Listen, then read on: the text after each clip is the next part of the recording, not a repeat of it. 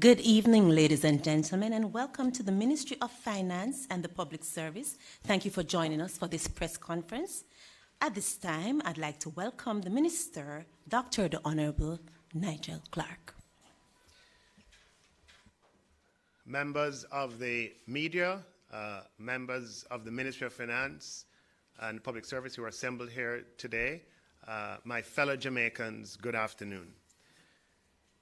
As you are aware, the government of Jamaica is in the process of restructuring public sector compensation.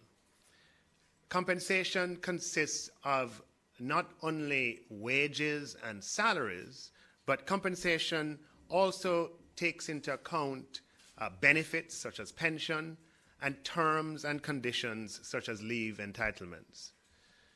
In 2018, the government of Jamaica reformed the Pension Act to make public sector pensions equitable, fair, simple, easy to administer, and sustainable. As previously indicated, our discussions about the details of the compensation restructure take place with public sector unions, with bargaining groups, with professional associations around the conference table.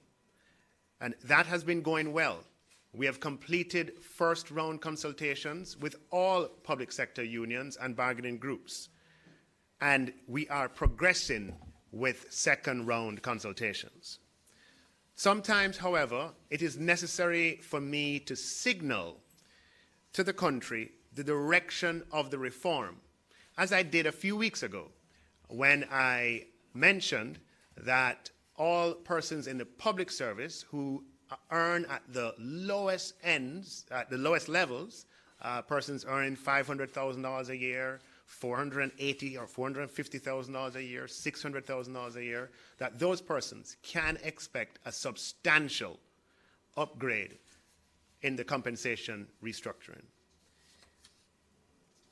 Today, I intend to similarly signal the direction of this reform as it relates to maternity leave, paternity leave, and family leave. Coming out of the compensation restructure and in reviewing the terms and conditions of service, the government of Jamaica has decided to update the terms of maternity leave and to introduce a provision for paternity leave and leave for adoptive parents in the public service. All of these are components of total compensation. The government of Jamaica intends to update the public service staff orders of 2004 to increase maternity leave from 40 days to 3 calendar months. The government of Jamaica also intends to update the public service staff orders of 2004 to introduce paternity leave for the first time in the public service for fathers of newborns for a specific time and under specific terms to be finalized. The government of Jamaica also intends to update the public service staff orders of 2004 to introduce family leave for adoptive parents who are bringing a new child into the home. My fellow Jamaicans, we are working to modernize Jamaica's public service. And modernization is multifaceted. It includes pursuing efficiency and simplification. It embraces fairness and equity in compensation. It involves the application of technology to boost access and to enhance productivity. It requires better customer service. And yes, it also embraces changes in terms and conditions that better reflect our values. To give effect to these changes, the appropriate circular will be sent to members of the public service by September 30th.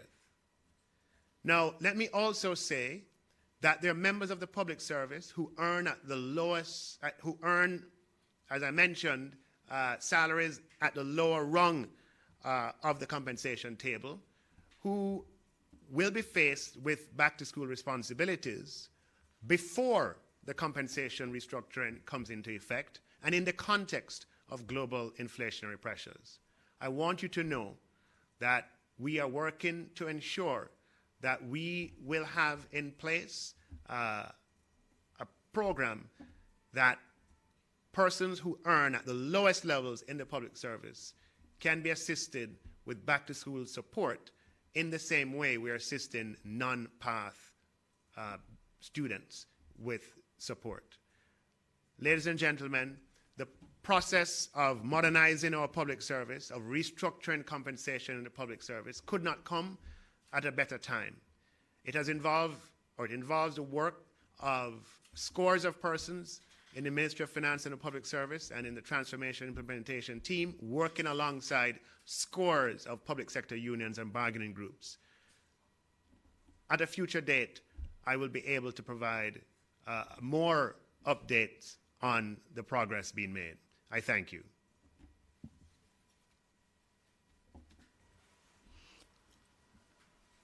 At this time, we'd like to invite any member of the media who's joining us from Zoom to go ahead and ask questions. Please put it inside the chat, or you can indicate and we'll answer them. Please ensure that you identify yourself, your media host, and your name before you go ahead and ask a question.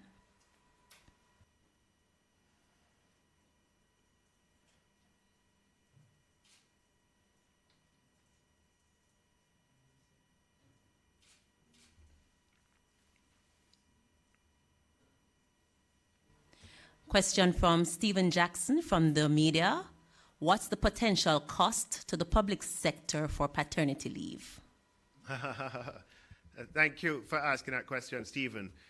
We will, at the time when we are going to be announcing the fact that we have reached agreement on all terms, I will share that information with you. It would be premature to share that with you at this point. But the cost would bear some relationship with the numbers that one can expect in any one year. But you'll notice from my statement that I mentioned that the terms and conditions are yet to be finalized. There are aspects of paternity that differ from maternity, and you don't have to think hard to understand that, and therefore terms and conditions will need to be finalized, and those terms and conditions will have an impact on what the potential cost will be.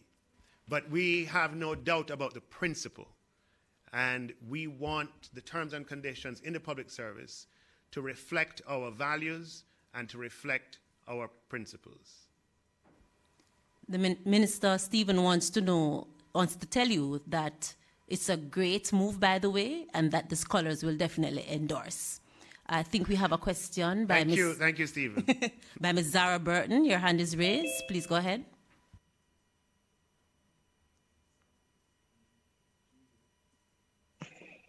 Good afternoon, Dr. Clarke. I wanted to talk about my friend Lloyd D. Aguilar's, his People's Anti-Corruption Movement. He's been calling for some time now a forensic audit of public debt, of all the public debt. I wanted to know, would you support such a forensic audit?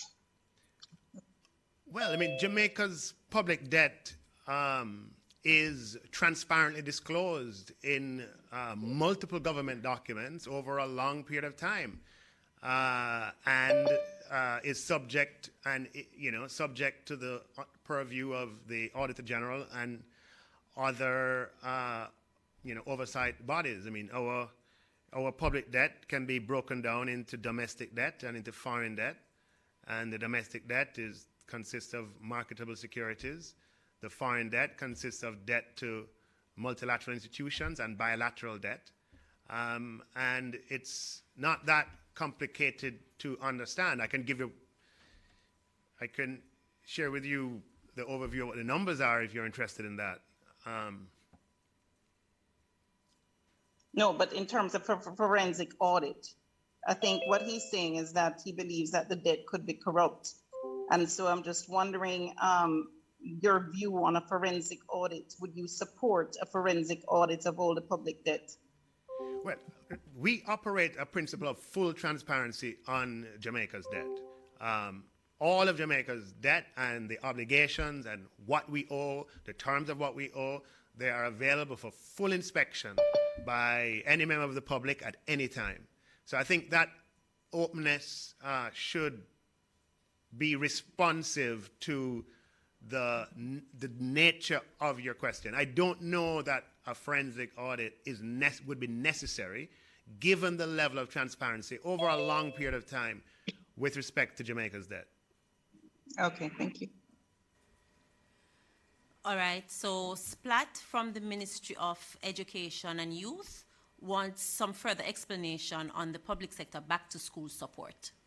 Yeah, so what I just said is that for persons at the lowest end of the spectrum, remember, we don't have resources to intervene for everyone, but for persons who earn at the lowest levels of the public service, we'll be working on ways in which we can make the support available to you. And I will announce that in greater detail very shortly, clearly, because it would have to be in place for August. But it will be targeted, it would be open to persons who are earning at the lowest levels in the public service. And the reason why we would be doing this at this time is, simply because the new compensation won't be in place it's unlikely to be in place prior to those back-to-school expenses, which we know will be elevated given global inflationary pressures. Okay, Kimone Francis, please state your media house and go ahead with your question. Thank you. Afternoon, Kimone Francis from the Gleaner. Minister, as a country, we're just about in that anniversary period of what became known as FinSAC. Can we get a timeline for the release of the report? And if not, what is causing the delay? Okay. So as you know, as you are aware as a member of the media, Kimone, there have been the commissioners of the FinSAC Commission completed their data gathering exercise and began to write up their report. The government provided funding for that report to be written and further funding when the initial funding was exhausted. The government of Jamaica, and this is not new information, this is information that I believe you have already if you check your records, and has already been printed in your paper. A third or a subsequent request came, and the government made a decision not to provide that further funding. But that does not mean that is the end of the matter, however. The evidence given in writing and orally and the data that was assembled under the structure of the Commission of Inquiry still exists, and we're working on mechanisms through which the assessment of that data can be made available to the public in a way that we are confident that taxpayer dollars will be well spent. But yeah. No, I hope that answers your question, Kimone. Thank you very much, Minister. I know we have a lot of persons asking a million questions, but we do have a time restraint. So we just want to take the final question and bring it back to the topic at hand. Alicia Williams from the Jamaica Observer, for clarification, wanted to find out about the paid maternity leave and paid paternity leave for the full period stated, and when will these changes be in effect? So the amount of time and when will the changes be in So effect? remember, we're speaking about the public service here. We're not speaking about the private sector. In the public service, the public service staff orders of 2004 provide for 40 days paid maternity leave for female members of the public service. And we will be updating that to allow female members of the public service to have the benefit of 3 months of paid maternity leave. We will, the public service staff orders can be updated by way of a circular from the Ministry of Finance and the Public Service sent to all public sector employees, or all employees of the public service. And by September 30th, or on September 30th, that circular will go out. The circular will specify the effective date, which of course will be, somewhere around that time. I hope that answers your question. Thank you very much, Minister, and thank you to everybody in the media. No, I'll take. It's okay. If there are questions, let's take a few more. If we can keep it on topic. Beautiful. But I want to be open to members of the media. Okay, so Mr. Edmond Campb from the Gleaner, could you go ahead, please? Thank you very much. Dr. Clarke, just 2 quick questions. Will the compensation review at all levels now, will it take into account the sharp increase in inflation in recent times? And when do you anticipate that the ministry will begin to start making payments under the compensation review exercise? Right. So we are at an advanced stage of discussions with many bargaining groups and professional associations and unions, and some we are, less advanced. It would be very premature for me to answer that question here, Edmond. We process those questions around the conference table and around the bargaining table, and I would undermine that process if I sought to have that conversation with you instead of with my counterparts and colleagues around the bargaining table. I really hope that you can respect and understand that. I'm hoping that very shortly, however, by virtue of what we enter into, those questions will be resolved for all to see. But I have to keep that around the conference table for the time being. Thank you, Mr. Campbell. Javine Malcolm from CVM TV, could you go ahead, please? Sorry, McLean. Javine McLean.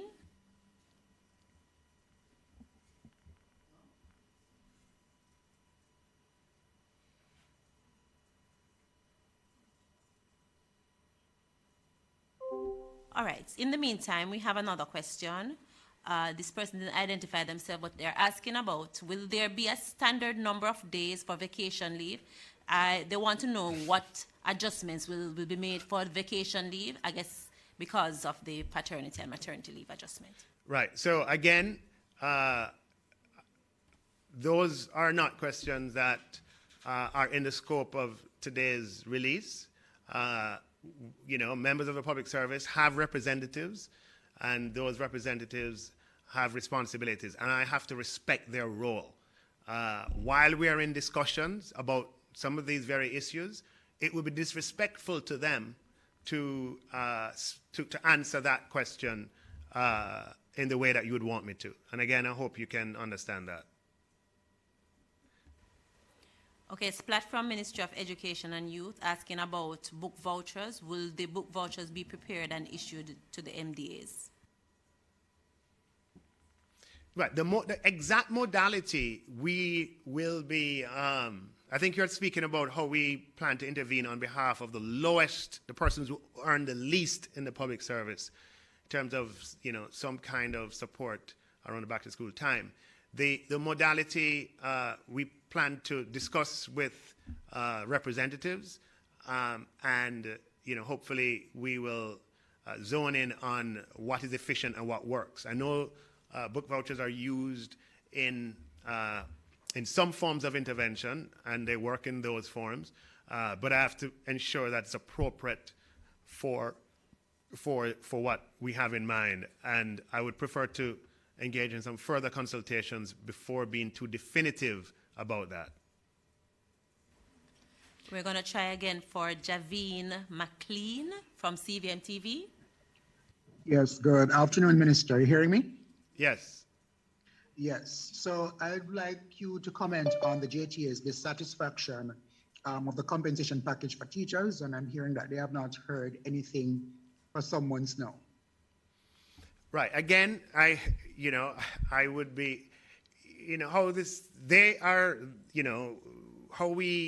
things have evolved is they may be free to make that comment to you, but I don't have that freedom to respond to you about that question. If your claim is correct, my response would be best directed to the JTA. And again, I hope you can understand that.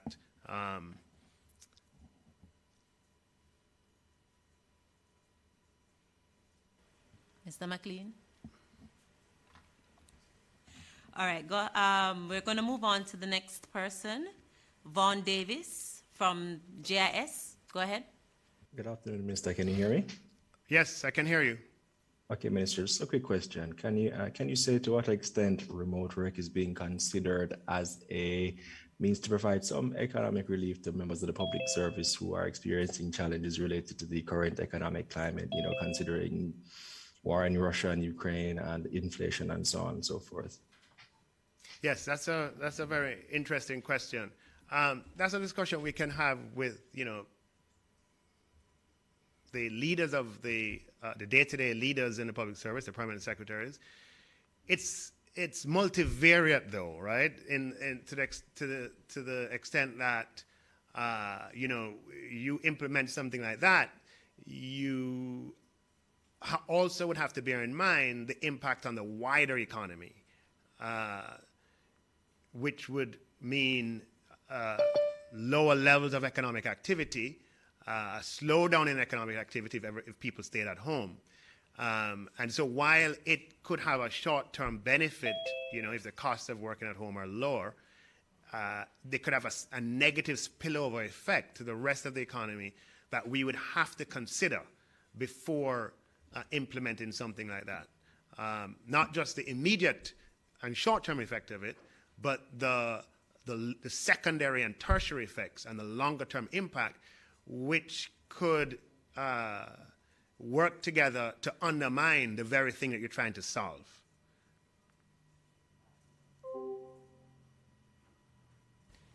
And I guess we can leave it there. Can we take one last question or? Okay, we can take another question. Okay, so this is the last one, so make it count. Andre Wright, please identify your media host before you ask your question. The Gleaner, Andre Wright of The Gleaner. Minister, what considerations came into play not to extend the various leave entitlements as a national imperative instead of narrowly for public sector workers? No, so you remember the law concerning maternity leave is well established and doesn't need interference. Here we're speaking about the standards in the public service, which are in some cases less generous up until this announcement than in elements of the private sector. So here we will bring in maternity leave to 3 months in the public service as obtains in other areas in the private sector. So it's not, and in many cases, we make changes in our society and signal the direction we want the society to move in with what we do in the public service. All right, so this move is speaks to our values, and we're putting the country's money where the country's values are, or where our values are, and seeking to also bring online, to include the modern day reality of adoption, and also to include fathers who are important elements of the family unit, and recognizing that today's family unit often consists of 2 working parents, as opposed to several decades ago when family units often had 1 working parent. All right, and we will leave it there. Thank you very much, Minister, for sharing some very interesting information with us this afternoon. And thank you, members of the media, and everybody else who tuned in to join us this afternoon. I am confirming that we are going to be sending some information out. So everybody from the media, please check your emails in a short while. Thank you, everybody, for tuning in, and join us next time for another press conference, whenever that is. Have a good evening.